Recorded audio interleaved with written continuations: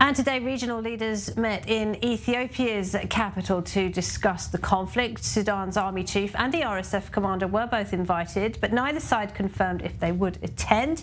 And on Thursday, Egypt will host a regional summit. What then are the prospects for peace? To talk about that, we're joined by Haisam Hassanein, adjunct fellow at the Foundation for the Defence of Democracy. It's great to have you with us, Haisam. So do we have any more detail about Thursday's summit in Cairo? Who will be attending? And is Egypt well placed to end the fighting? First of all, thanks for inviting me, Laura. Glad to be in your show.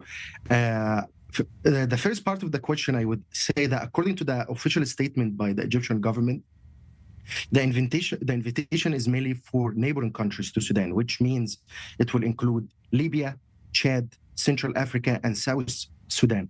And based on Arabic sources, Ethiopia was invited as well by the Egyptians, but so far there has been no answer yet. And in fact, to give the audience some history, the summit was supposed to be held on Egypt, Cairo, on early May, before the Arab summit in Saudi Arabia, in Jeddah in mid-May.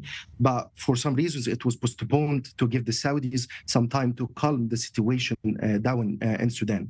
And this will take us to the second part of your question about whether Egypt is placed to end the fighting or not. In fact, there are external factors challenging the Egyptian side when it comes to its role in Sudan, especially those who support Hemeti.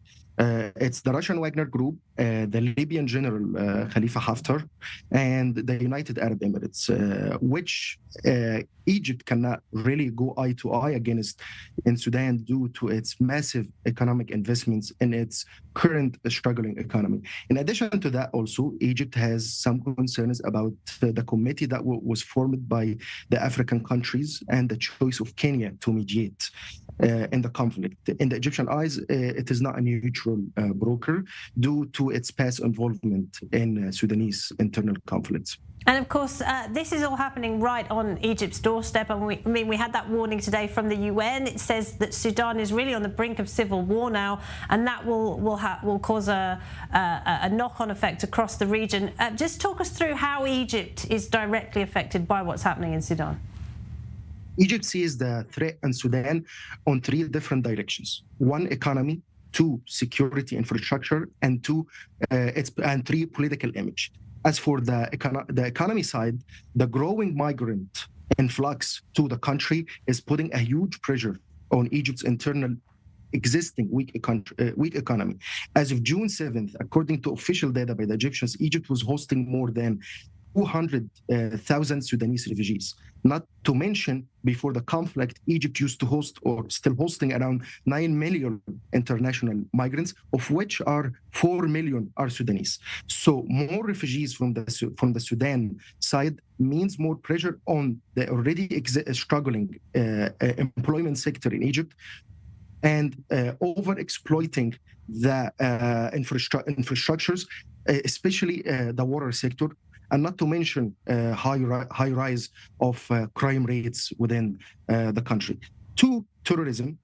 The war between the different Hemeti and Al-Burhan endangers, in general, the Egyptian borders with Sudan because it increases weapon smuggling, human trafficking, and even makes Cairo worry about the increase of jihadist groups infiltrating its borders, similar to the situation that happened in Libya, and it took Egypt quite a while to get rid of that.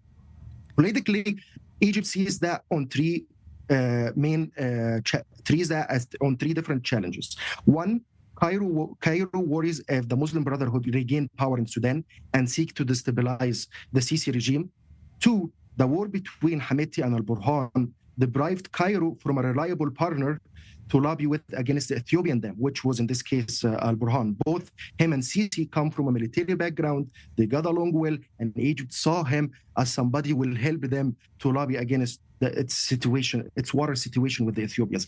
Three, increased migrants in the Egyptian territories means more illegal immigration to European countries.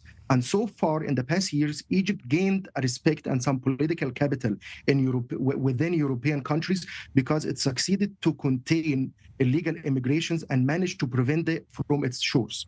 Unlike countries like Tunisia, Algeria, steady. So if this is going to change, Egypt is going to lose that. And this is something Egypt cares a lot about. Very much a lot at stake when that summit takes place in Cairo on Thursday. Haisam Hassanein, thank you very much indeed. Great to talk to you. Pleasure to be with you.